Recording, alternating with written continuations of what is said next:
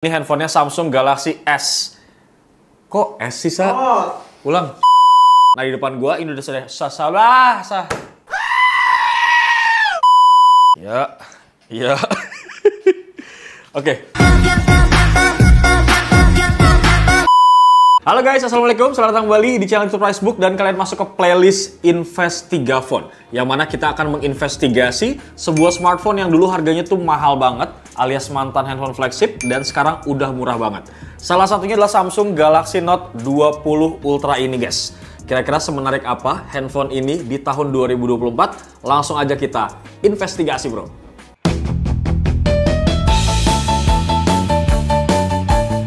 Kalau kita telisik ya dari tahun rilisnya, sebenarnya handphone ini udah keluar di tahun 2020 ya guys. Lebih tepatnya di bulan Agustus. Berarti umur handphone ini sekitar 4 tahun. Gue nunggu ngitung sebenarnya. Gak siap gua. Gak siap ya? Oke, waktu rilis harganya itu memang cukup mahal ya guys. Sekitar 17.999.000 untuk varian yang 8/256. Sedangkan varian tertinggi itu 8/512 dibanderol dengan harga Rp19.999.000 gitu. Nah sekarang di beberapa e-commerce ataupun marketplace kalian bisa menemukan dengan harga yang lumayan murah dan turunnya jauh banget. Sekitar 5.500.000 sampai 5.900.000 tergantung kondisinya. Kenapa gue bilang tergantung kondisi? Karena ini yang kita beli adalah sebuah handphone second. Jadi pasti kondisinya tuh berbeda-beda. Dan sebenarnya chipset yang dibawa juga beda-beda. Kalau dulu itu adalah pertama kali keluar makanya chipsetnya Exynos. Itu besutannya brand Samsung. Kalau sekarang memang udah mulai banyak yang beredar itu pakai chipsetnya yang namanya Snapdragon. Gitu guys. Cuman yang kita bahas sekarang ini yang pakai Snapdragon. Gitu bro ya. Oke, kita akan kasih lihat dulu ke kalian bagian atas, bawah, kanan, dan juga kiri, including bagian depan dan juga belakang. Di bagian bawah ya kalau lu lihat, ini ada dua antena guys, kanan dan juga kiri. Kemudian ada mic, ada port USB Type-C ya, ada speaker, dan di sini adalah kelebihan dari si Samsung Galaxy Note 20 Ultra. Dan ini terakhir, seri terakhir Note yang dikeluarkan sama Samsung, yaitu ada S Pen-nya. Gitu guys. Selebihnya mereka udah nggak ngeluarin seri Note lagi, tapi di seri S itu ada S Pen-nya juga. Oke, lanjut lagi. Kita ke bagian samping sebelah kanan gue ya. Di sini kosong, nggak ada apa-apa guys. Kemudian di bagian atas ini ada SIM tray ya. Kemudian ada juga antena dan juga mic di sebelah sini. Geser lagi ke sebelah kirinya, ada tombol power dan juga tombol volume up and down. Standar-standar aja. Tapi kalau misalkan lu lihat dari bodinya, nyamping kayak gini, ini tuh curve, belakang sama depannya juga. Gitu. Jadi secara handlingnya nih lebih enak. Secara gripnya juga lebih nyaman karena dia melengkung, nggak kotak. Sometimes handphone-handphone yang kotak tuh kadang suka sakit kalau kita genggam lama-lama gitu. Kecuali kita genggam tangan pasangan kita gitu guys. Sekarang kita bakal bahas dulu bagian belakang ya. Bagian belakang yang menurut gue nih ada beberapa unique selling point ataupun kelebihan dari handphone ini. Walaupun udah di tahun 2024. Nah, kalau kita lihat dari konfigurasi kameranya, Doski ini punya konfigurasi triple kamera guys. Yang mana main kameranya ini luar biasa banget. 108 megapiksel resolusinya. Nah ini 108 megapikselnya ini bukan sembarang ya guys, Samsung punya. Nah ini Doski juga punya lensa periskop ya guys, di kamera belakangnya. Yang sekarang ini lagi rame banget memang dipakai di smartphone dengan nilai jual utama buat kemampuan fotografinya gitu guys. Jadi hasil fotonya tuh nggak usah lu raguin lagi lah. Kemudian kamera ketiga ada 12 megapiksel resolusinya, punya ultra wide juga. Bukan diafragmanya f2.2. Nah, di bagian sampingnya lagi kalau lu lihat di sini ada yang namanya LED flash, guys. Dan yang pasti untuk ngerekam video, Doski ini bisa formatnya 8K. Mantep ya. Buat lu pengen bikin konten, foto-foto yang buat ready to post, gue rasa di range harga 5 jutaan ini salah satu yang terbaik dengan spek yang kayak gitu. Walaupun handphone jadul. Back covernya pun ini seperti keramik ya, glossy gitu guys. Ya ala-ala handphone flagshipnya Samsung lah, nampak terlihat premium gitu pada zamannya. Sekarang kita juga bakal bahas bagian depan alias bagian layarnya guys, yang mana menurut gua ini untuk range harga second 5 jutaan ya, compare to handphone baru yang range harganya sama, ini merupakan kualitas layar terbaik sih menurut gua. Bentang layarnya 6,9 inci ya guys, resolusinya 1440 kali 3088 pixel. Nah, rasionya ini cukup luas, 19,3 banding 9 guys, dengan PPI density di angka 496. Untuk panel layarnya cukup istimewa ya, Doski ini pakai Dynamic AMOLED 2X, refresh rate-nya juga tinggi, 120 Hz, dan udah HDR10 Plus juga. Nah, yang terpenting adalah menurut gua, kalau misalkan kita lihat nih guys, dari kacanya ya, Ini tuh udah dilapisi sama Corning Gorilla Glass Victus, jadi lebih aman banget. Cuman, menurut gue pribadi gitu ya, kalau misalnya kita lihat dari segi layar, memang layar-layar AMOLED sometimes tuh kadang suka ngadi-ngadi. Masa pemakaiannya mungkin bisa 4 tahun. Lebih dari itu mungkin banyak penyakit. Kayak misalkan ada green line gitu ya, garis hijau, kemudian burning layarnya. Itu memang salah satu kelemahan si layar AMOLED ini. Cuman nggak semua orang sih, tapi kebanyakan kayak gitu. Gitu bro. Nah, di bagian atas kalau misalkan lo lihat ya, ini nyempil banget guys karena wallpaper juga agak hitam. Ini ada kamera selfie ya. Yang mana Doski itu punya resolusi 10 megapiksel guys. Ada wide-nya juga. Dan untuk kamera depan, Doski ini bisa ngerekam video sampai 4K.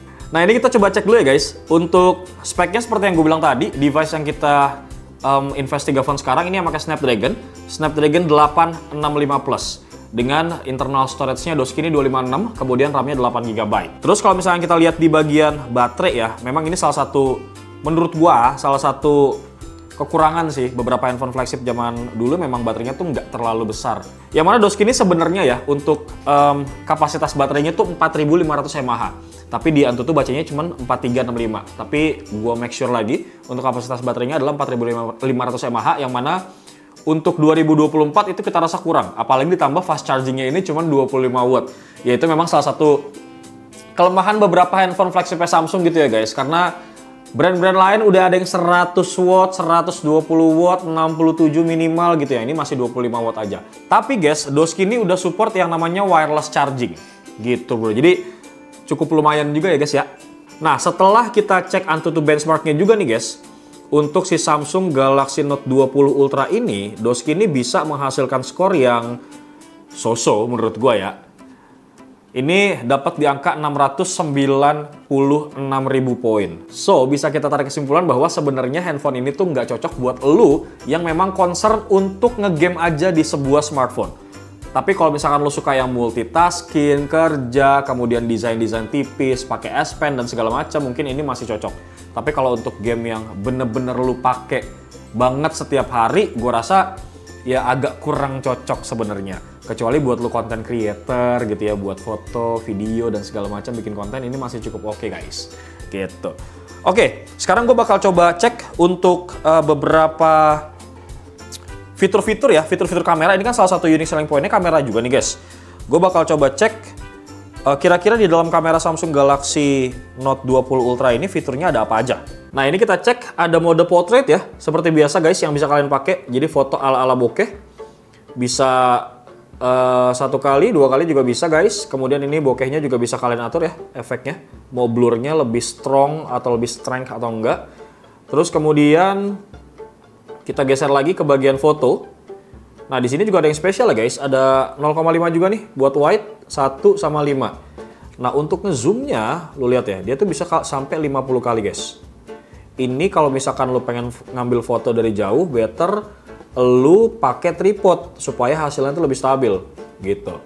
Kemudian ada fitur ataupun mode night untuk kalian yang pengen foto-foto dalam kondisi low light. Bisa 0,5 juga wide, ultra wide, kemudian zoomnya juga bisa. Terus ada portrait video, ini juga keren banget sih guys. Jadi buat video ala-ala bokeh, makanya gue bilang kan buat lo semua yang pengen bikin konten dan segala macam, ini masih cocok handphonenya. Gitu. Kemudian untuk videonya sendiri, seperti yang gue bilang tadi, dia bisa mentok sampai 8K untuk kamera belakangnya. Tuh lo lihat ya. Tapi kalau misalkan lo pengen pakai yang namanya ultra stabil ataupun super steady, dia akan ngelock di 1080 paling.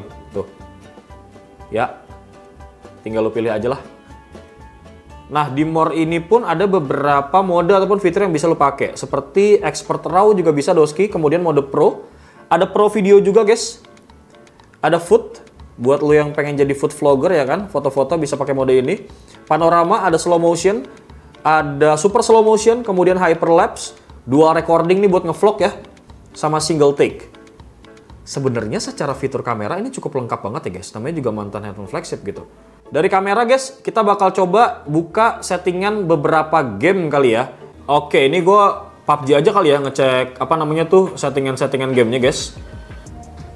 Ini kalau misalkan kita masuk ke bagian setting, terus graphic and audio. Untuk PUBG Mobile sebenarnya cukup oke guys. Dia tuh bisa smooth extreme. Dan juga bisa smooth extreme plus. Jadi pastinya lebih halus pisan ya pergerakan-pergerakannya gitu kalau misalkan lu main PUBG di sini.